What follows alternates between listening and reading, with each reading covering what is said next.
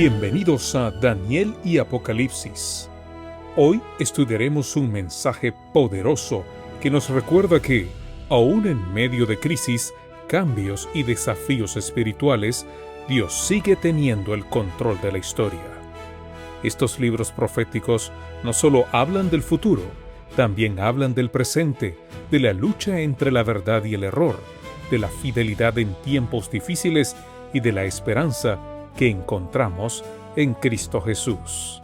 Abramos nuestro corazón para escuchar la voz de Dios y permitir que su palabra fortalezca nuestra fe. Bienvenidos.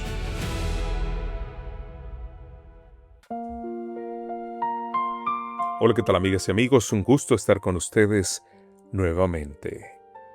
Daniel capítulo 1 versículo 3 nos dice: Y dijo el rey a Aspenaz, jefe de los eunucos, que trajese de los hijos de Israel, del linaje real, de los príncipes. La corte de Babilonia. Después de la conquista inicial de Jerusalén, Nabucodonosor comenzó a implementar una estrategia común entre los grandes imperios del antiguo Cercano Oriente. No bastaba con conquistar ciudades, también debía asegurarse la lealtad futura de los pueblos sometidos. Para lograrlo, Babilonia seleccionaba jóvenes destacados de las familias nobles y reales de las naciones conquistadas y los llevaba a la corte imperial.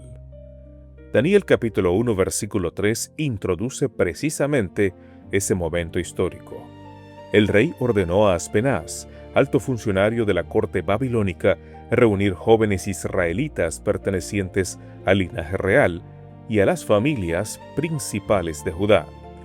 Aquellos muchachos serían preparados para servir dentro del gobierno babilónico. El nombre Aspenaz aparece relacionado con uno de los cargos más importantes del palacio.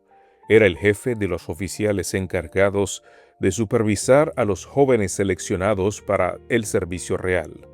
Su función no era simplemente administrativa, participaba directamente en el proceso de formación de futuros servidores del imperio.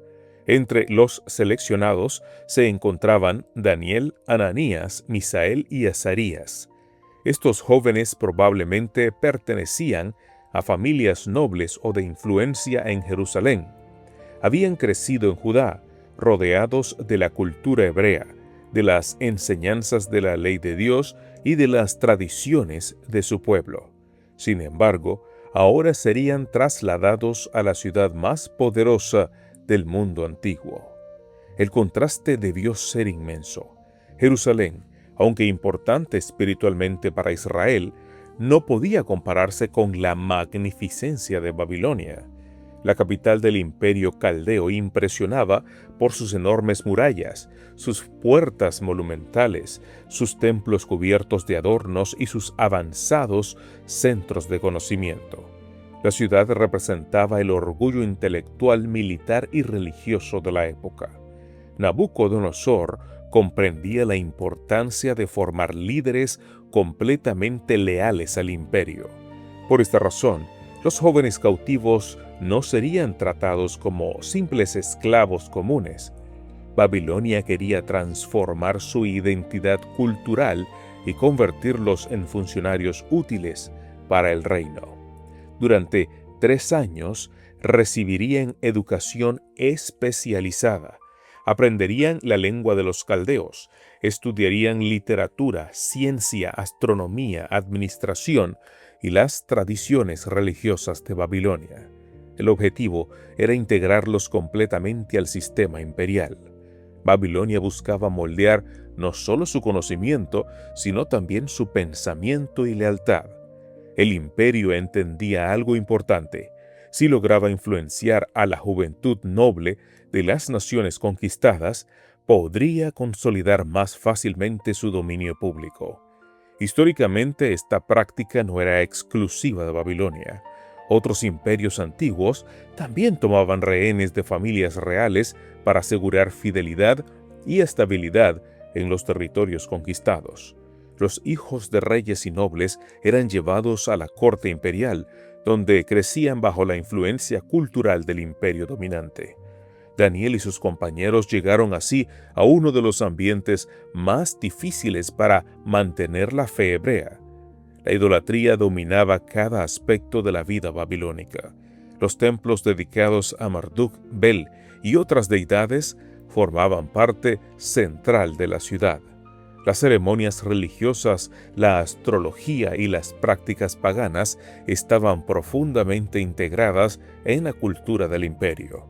Aún así, Dios había permitido que aquellos jóvenes fueran colocados exactamente allí. El libro de Daniel mostrará posteriormente que el cautiverio no anuló el propósito divino. Mientras Babilonia pensaba estar formando servidores para el reino caldeo, Dios estaba levantando testigos fieles dentro del mismo corazón del imperio. Daniel y sus amigos se convertirían en representantes del Dios verdadero ante reyes, sabios y gobernantes paganos.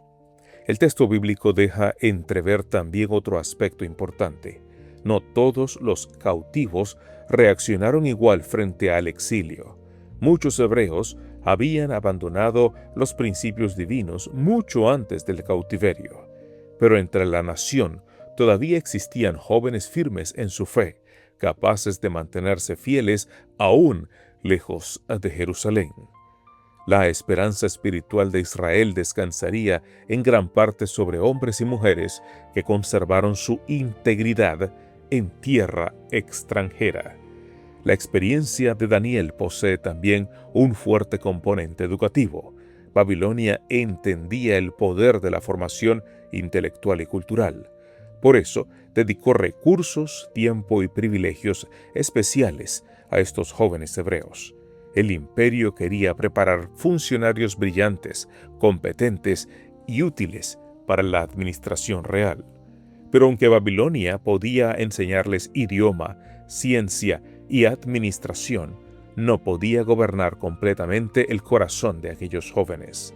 Daniel y sus compañeros demostrarían que es posible vivir dentro de una cultura pagana sin perder la fidelidad a Dios.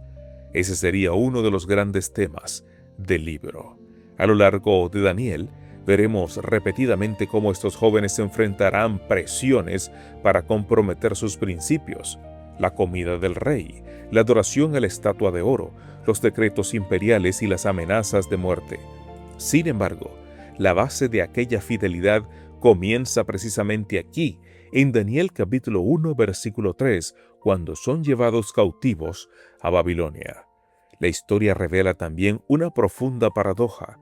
Babilonia pensaba absorber completamente la identidad de aquellos jóvenes hebreos, pero con el tiempo sería el mismo imperio el que escucharía el testimonio del Dios vivo, el Dios verdadero, a través de ellos. Daniel terminaría interpretando sueños para Nabucodonosor. Sus compañeros darían testimonio delante del horno de fuego. Más adelante incluso, reyes paganos reconocerían públicamente la grandeza del Dios del cielo. Lo que parecía derrota terminaría convirtiéndose en una plataforma de testimonio. Daniel capítulo 1 versículo 3 recuerda que Dios puede colocar a sus hijos incluso en los ambientes más difíciles sin abandonar su propósito para ellos.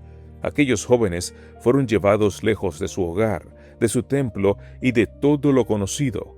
Babilonia intentaría transformar su pensamiento, su identidad y su fe, pero el imperio jamás logró apagar completamente la lealtad de Daniel y sus compañeros hacia Dios. La historia demuestra que la verdadera fidelidad no depende del lugar donde vivimos, sino de las convicciones que guardamos en el corazón. En medio de una cultura pagana, rodeados de presión y poder humano, aquellos jóvenes permanecieron firmes y precisamente desde el corazón del imperio más poderoso de la época, Dios levantaría un testimonio que atravesaría generaciones enteras, porque aún en Babilonia, el Dios del cielo seguía teniendo testigos fieles.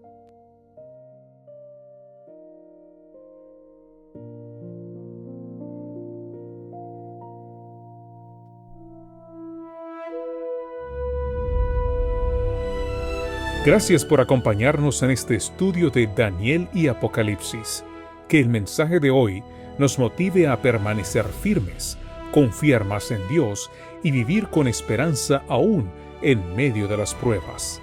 Recordemos que los reinos de este mundo pasarán, pero el reino de Dios permanecerá para siempre. Hasta nuestro próximo encuentro, que el Señor bendiga tu vida y fortalezca tu caminar espiritual.